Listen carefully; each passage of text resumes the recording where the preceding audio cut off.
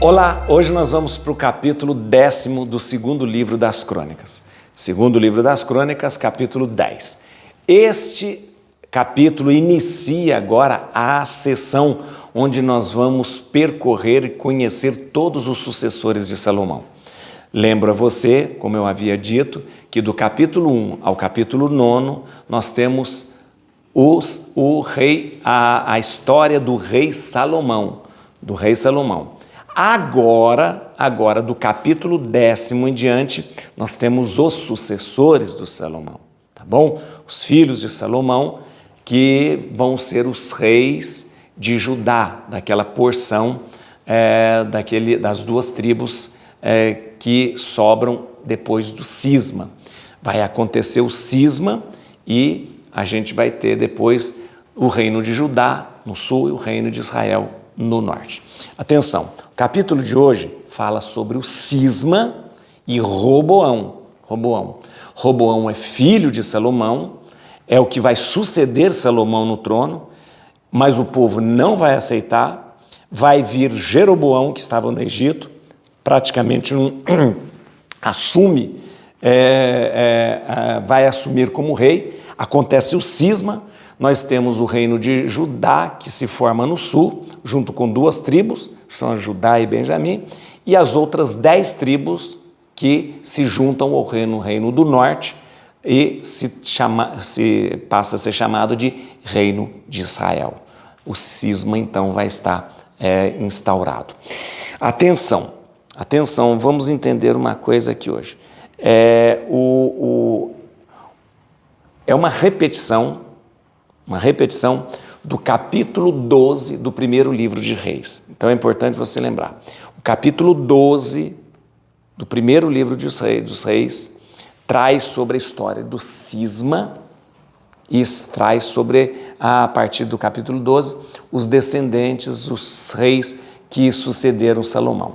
E este capítulo que nós vamos ler hoje, bem sucinto, é baseado no capítulo 12.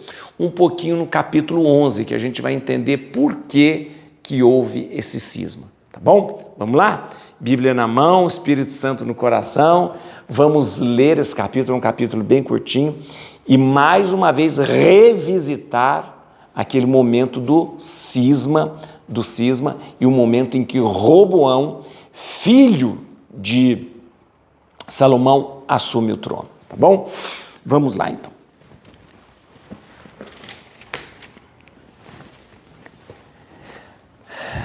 Roboão foi a Siquém, onde todo Israel se tinha reunido para proclamá-lo rei. Jeroboão, filho de Nabate, estava nesse tempo no Egito, para onde tinha fugido para escapar do rei Salomão. Soube disso e retornou. Tinham-no mandado chamar. Jeroboão e todo Israel vieram, portanto, dizer a Roboão: teu pai nos impôs um jugo pesado. Alivia, portanto, essa dura servidão e esse jugo pesado que ele nos impôs. Nós seremos teus servos. Voltai, respondeu ele, a mim daqui a 3 dias. E a multidão se retirou. O rei Roboão aconselhou-se então com os anciãos que tinham cercado seu pai Salomão durante sua vida. Que me aconselhais vós, disse-lhes ele, a responder a esse povo. Disseram: se tu te mostras bom para com esse povo e dás atenção a ele, se lhe falas com benevolência, será teu servo para sempre. Mas Roboão negligenciou o conselho que lhe davam os anciãos para, por sua vez, consultar os jovens de sua roda que tinham crescido com ele. Que me aconselhais vós, disse-lhes ele, a responder a esse povo que me pede que eu alivie o jugo imposto a ele por meu pai? Os jovens, que tinham crescido com ele, responderam: eis as palavras que terás para o povo que te disse: teu pai colocou sobre nós um jugo pesado, tu nos alivia. Tu lhes dirás assim: meu dedo mínimo é mais grosso que a cintura do meu pai. Impôs-vos meu pai um jugo pesado? Eu o tornarei mais pesado ainda. ele vos castigou com açoites? Eu vos castigarei com escorpiões. Na verdade, escorpiões era um tipo de chicote que se usava na época. 3 dias depois, Jeroboão, seguido de toda uma multidão, apresentou-se diante de Roboão, uma vez que o rei tinha dito: voltai a mim depois de 3 dias. O rei respondeu-lhes com dureza, desprezou o conselho dos anciãos e deu-lhes uma resposta no sentido do consenso de seus companheiros. Meu pai, disse ele, impôs-vos um jugo pesado? Eu o tornarei mais pesado ainda. Castigou-vos meu pai com açoites? Eu vos castigarei com escorpiões. Assim, pois, o rei não escutou o povo. Era isso uma disposição divina para a realização da promessa que Deus fizera a Jeroboão, filho de Nabate, por meio de Aías de Silo. Ao ver que o rei não os escutava, o povo israelita lhe fez essa declaração: que parte temos nós com Davi? Nada temos em comum com o filho de Jessé. Cada um para suas tendas, ó Israel. A ti compete cuidar de tua casa, Davi. E todos os israelitas voltaram para suas casas.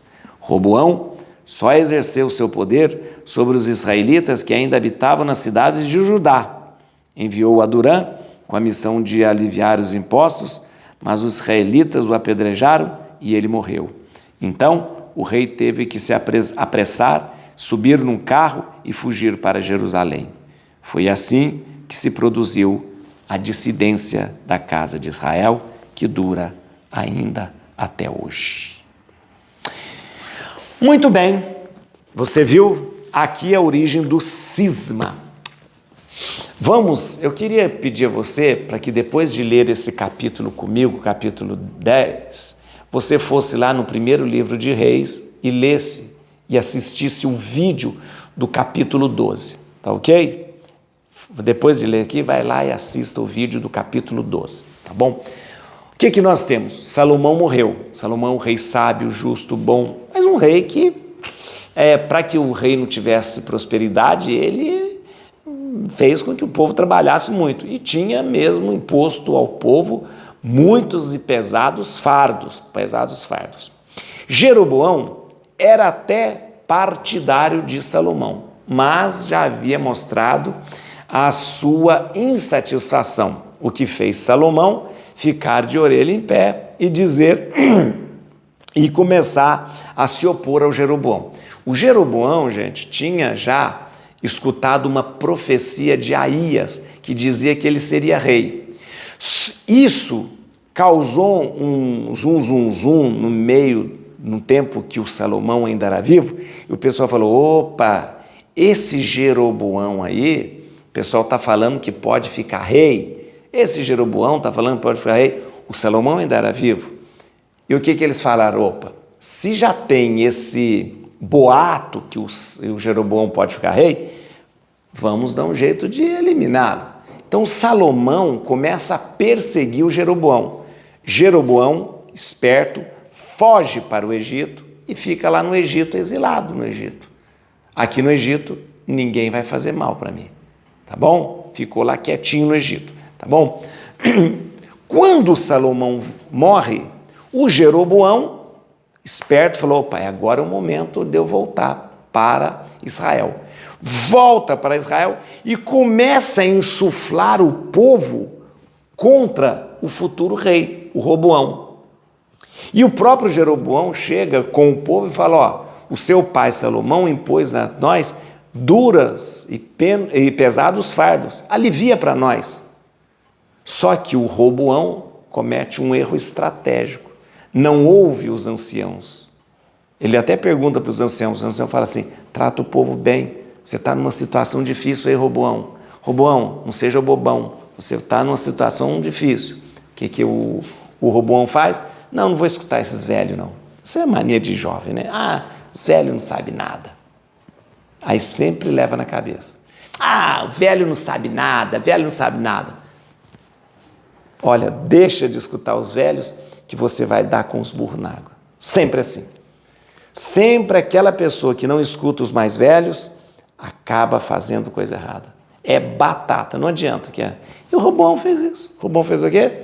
Foi escutar os meus amigos, os meus jovens, a juventude lá. Foi lá, perguntou, e os jovens falaram, não, piora, você tem que mostrar poder, você tem que mostrar que você é mau, você tem que mostrar que você é aí, ó, duro aí, ó. Então, fala assim, ó, eu vou fazer pior com vocês. E o bobão do Roboão vai lá e fala isso com o povo.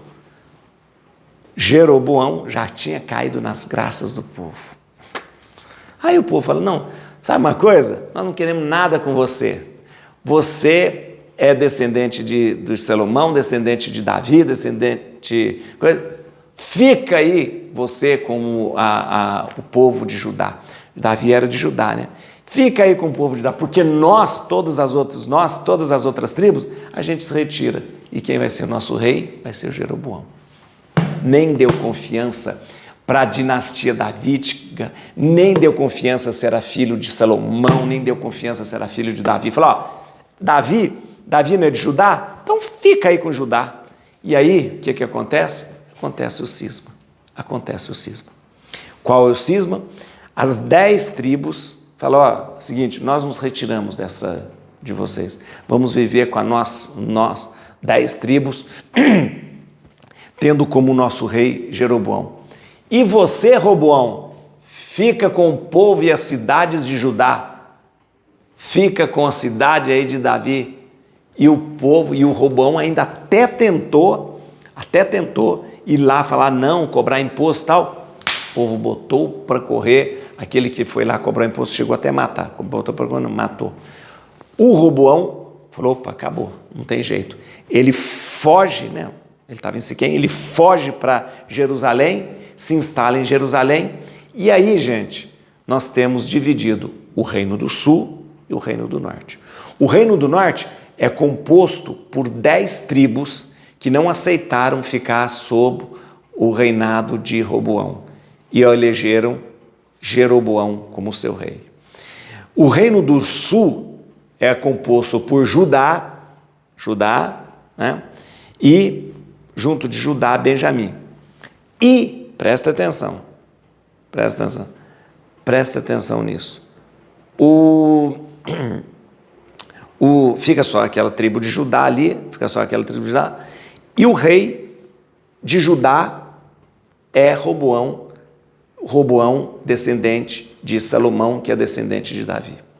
Aí nós vamos começar a ver a partir de agora, como nós já vimos, o Reino do Sul, gente, chamado Reino de Judá, é um reino que vai manter intacta a dinastia de Davi.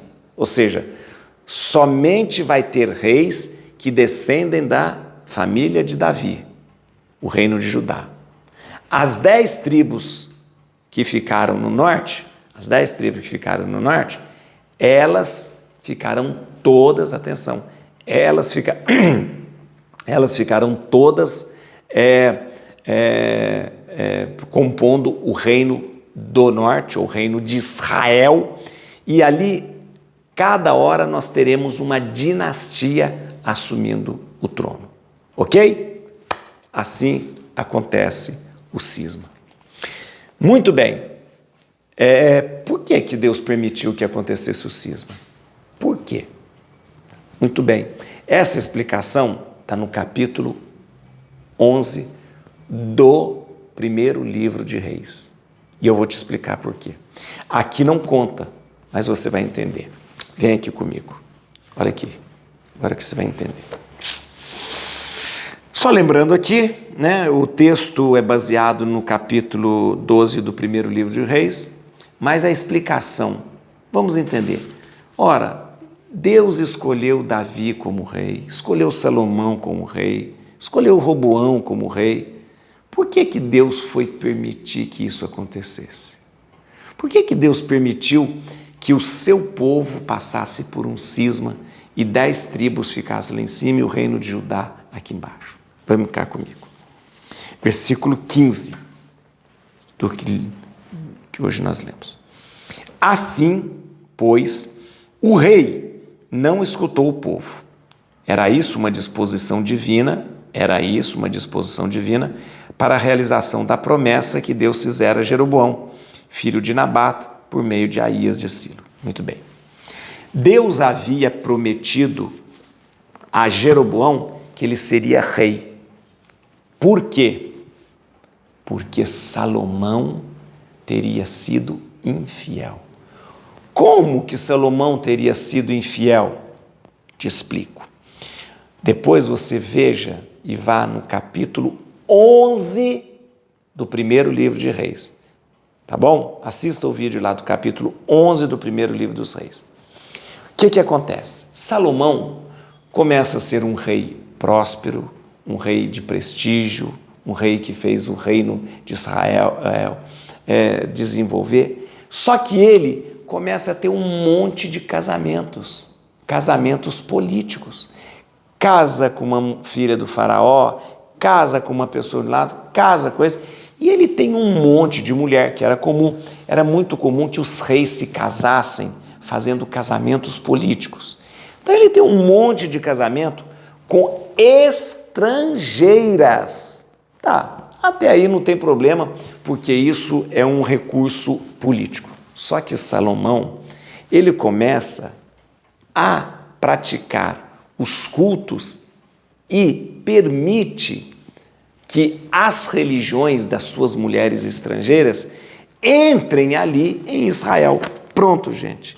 Não há coisa mais grave, mais perigosa do que a idolatria. Ou seja, Salomão se entregou às religiões das suas mulheres estrangeiras. Queima incenso para outros deuses, faz sacrifícios para Camote, né? Deixa com que altares sejam feitos nas cidades, deixa com que lugares altos, ou seja, Salomão, por uma questão política, se entrega à religião e à idolatria. Ora, então, o que o versículo 15 está dizendo? Deus influenciou Roboão, colocou no coração de Roboão essa coisa de querer castigar o povo, para que houvesse o cisma e Salomão então fosse castigado, fazendo com que o seu reino tão glorioso pudesse ser dividido. Ok? Entendeu, né? Gente, aqui eu queria destacar duas coisas. Primeiro, a falta de maturidade de um jovem rei que deixa de escutar os mais velhos para ouvir o conselho dos mais jovens. Gente, aí está o perigo. E aí talvez esteja o grande pecado dos dias de hoje, quando as pessoas não dão ouvido e atenção para os mais velhos. Todas as vezes que isso acontece, há um grande prejuízo na família, na sociedade. Uma sociedade, uma comunidade, uma família que negligencia os seus idosos, não escuta os seus idosos e não respeita os seus idosos, está fadada a morrer e o pior, a encontrar-se com grandes e terríveis prejuízos. Et crutim Domini, fugit partes adversa, vite deleo detribuiuda, hatix David. Aleluia.